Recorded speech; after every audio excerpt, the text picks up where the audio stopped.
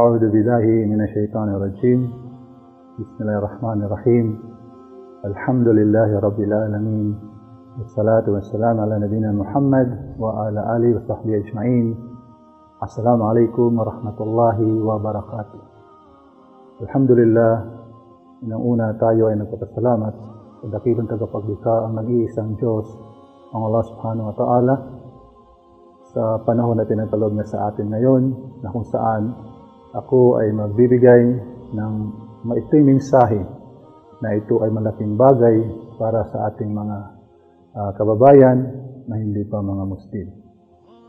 Itong aking mga paksa ngayon ay ito ay nasabi sa banal na Quran, na kung saan ito ang huling kapahayagan na ibinaba ng nag-iisang Diyos ang Allah subhanahu wa ta'ala sa huling sugo na si Propeta Muhammad sallallahu alaihi wasallam.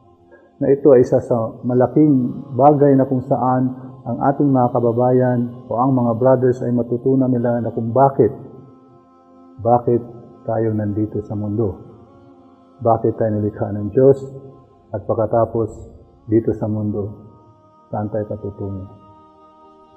Sa kapahayagan ng banal na Quran, sinabi ng Allah subhanahu wa ta'ala, A'udhu billahi minash shaitanir rajim, Bismillahirrahmanirrahim. Ya ayyuhan nas, inna khalaqnakum min dhakari wa unta wa ja'alnakum syu'uban wa qabaila lita'arafu, inna akramakum indallahi atqakum, innallaha alimun khabir.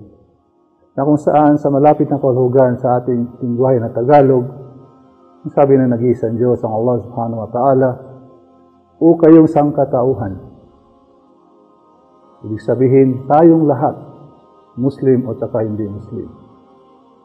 Nilikha ko kayo mula sa pares na lalaki na ito ay si Adan at pares na babae na si Eva.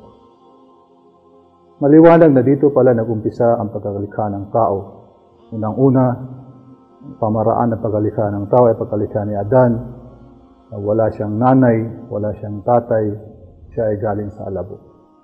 Ito ang unang pagkalikha ng tao at pagkatapos ay si Eva na kung saan wala siyang nanay, siya ay nanggagaling sa tadyang ni Adan. Ang ibig sabihin, meron siyang pinanggalingang lalaki na si Adan.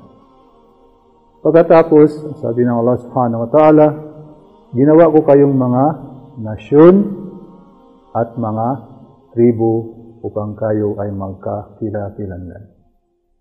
Maliwanag dito na ang nag-iisang Diyos ang Allah subhanahu wa ta'ala, ganito ang pamamaraan ng paglikha niya sa tao.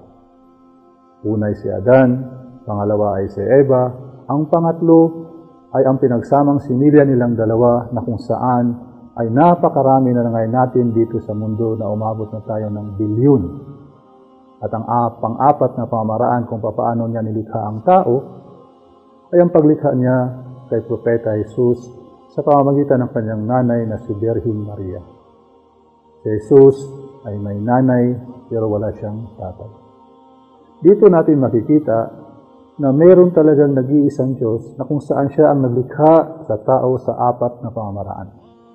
Dito makikita natin na ang kapangyarihan ng nag-iisang Diyos ay walang makakahintulad nito, walang makakaya nito sa tao, bagkus siya lamang. Kaya ulitin ko, ang sabi niya, o kayong sangkatauhan, nilikha ko kayo mula sa pares na lalaki na si Adan at ang babae na si Eva, at pagkatapos ay ginawa ko kayong mga nasyon at mga tribo. Na kung saan titingnan natin ang mundo ngayon ay maraming nasyon. Mayroong Southeast Asia, Amerika, Europa, Africa, at pagkatapos mga tribo. Sa atin lang sa Pilipinas, na kung saan mula Batanes hanggang Hulu ay napakaraming tribo. At ang mga ibang lahi pa, mga tribo nila. Na kung saan tayo ay nagkakila-kilanlan. Nagkakasama tayo sa trabaho, magkakaibigan tayo, mga ibang lahi na kasama natin sa trabaho, magkakaibigan natin. Ito ay nagpapatunay lamang na ang huling kapahayagan ng banal na Quran ay ito ay galing mismo sa nag-iisang Diyos ang Allah subhanahu wa ta'ala na kung saan ipinahayag niya kung paano niya tayo nilikha. At ang purpose kung bakit niya tayo nilikha ay ito ang napakahalagang bagay na kung saan dapat malaman ng mga tao. dapat malaman ng mga tao kung bakit tayo nilikha ng Diyos. Dito, sinabi ng Allah subhanahu wa ta'ala, وَمَا خَلَقْتُ الْجِنَّ وَالْإِنسَ إِلَّا لِيَعْبُدُونَ. Katotohanan na nilikha niya ang mga tao at yung mga hindi nakikita, yung mga engkanto, upang siya'y sambahin lamang. Upang siya'y sambahin lamang. Ngayon, makikita natin na kung sino yung tao, kung sino yung tao na malapit sa nag-iisang Diyos, ang Allah subhanahu wa ta'ala, siya yung tao na kanyang isinuko, tumalima, at sumunod sa kalooban ng nag-iisang Diyos. Na kapag ito ay ginawa ng tao, siya ngayon yung matatawag na Muslim. Ang pagsunod, pagtalima, at pagsuko sa sarili sa kalooban ng iisang Diyos, na kung saan ito pala ang kadahilanan kung bakit tayo nilikha ng Allah subhanahu wa ta'ala, ay ang pagsamba lamang sa Kanya na walang katambal. Ngayon, paano natin ito malalaman ang pagsunod sa utos ng Allah subhanahu wa ta'ala? Ang Kanyang ginawa bilang pagmamahal Niya sa ating mga tao, Siya ay nagpadala ng mga sugo at propeta sa bawat henerasyon ng tao.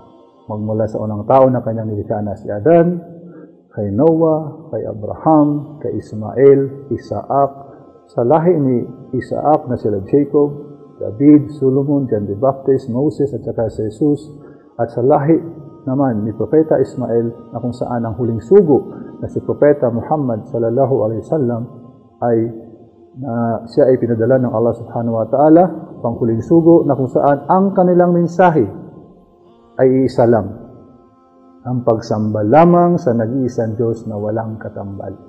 Ito ang purpose, ito ang kadahilanan kung bakit tayo nilikha ng Diyos dito sa mundo. Ito ay nararapat lamang, mga kababayan, mga brothers, kasi kung titingnan po natin ang ating paligid, lahat po ay kinumpleto ng Allah subhanahu wa ta'ala. Nilikha niya ang lahat ng pangangailangan ng tao. Ano man ang iyong kakayahan dito sa mundo, kumilos ka lang, ikaw ay mabubuhay. Ibig sabihin, lahat ng pangangailangan ng tao, wala siyang pinili. Muslim man o hindi Muslim, kumilos ka dito sa mundo, ikaw ay mabubuhay. Dahil bakit? Dahil alam niya kung anong pangangailangan natin, alam niya kung ano ang para mabuhay tayo dito sa mundo, kaya kinumpleto niya ang pangangailangan natin dito. Kaya nararapat lamang na siya rin din ang ating sasambahin. Walang iba na kung saan ito rin ang tinuro ng mga sugo at propeta. Ang pagsamba lamang sa nag-iisang Diyos na kung saan ito ang kadahilanan kung bakit po tayo nilikha ng Allah subhanahu wa ta'ala dito sa mundo. Mga kababayan, mga brothers, isa rin sa patunay na tayo ay mga Muslim ay nung tayo ay iniluwal ng ating ina dito sa mundo. Nung isinilang tayo ng Allah, ng ating nanay dito sa mundo, tayo po ay isang Muslim. Anong ibig sabihin ng Muslim? Yung tao na naniniwala, sumamba at sumunod lamang sa nag-iisang Diyos. Ganun po ang katayuan natin nung tayo po isinilang ng ating ina dito sa mundo. Bagkus lamang, nung tayo po ay sanggol, bit-bit tayo ng ating magulang na kung saan kung ang ating magulang ay Kristiyano, ay doon po tayo dinala sa simbahan at pagkatapos tayo po ay bininyagan. No?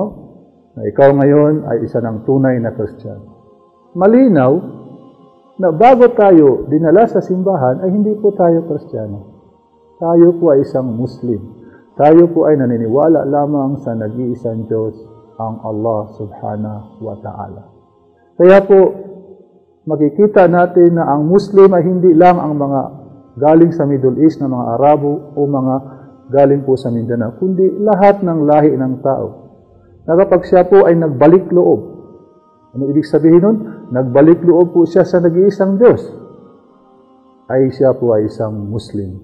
Na kung saan, ang tao, kapag siya ay yumakap o tinanggap niya ang Islam, hindi po siya nagpapalit ng pananampalataya, hindi siya nagdagdag ng pananampalataya at hindi rin siya nagbawas ng pananampalataya. Bagkus ang ginawa lang ng tao ay nagbalik loob siya.